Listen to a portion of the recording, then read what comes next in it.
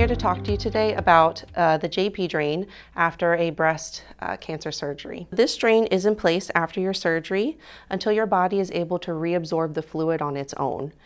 On the side of the drain, you'll see that there's some numbers here, and you can use that to measure the fluid, or you can buy a disposable measuring cup as well.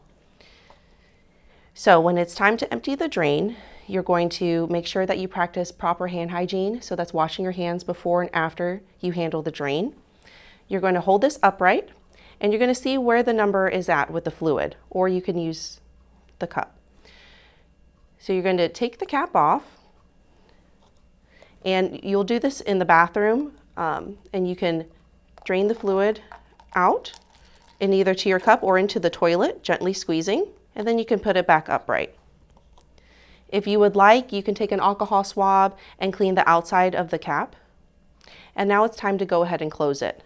So we're going to either squeeze with a fist, or we can fold the drain in half. And then you're going to replace the cap. This is going to create the suction that is needed to help pull the fluid out. And then we're going to make sure we re-secure this by either putting it in the pouch, or if you have a little lanyard, you can put it in there, and you can also safety pin this to your bra through the loop. And always make sure that you wash your hands afterwards.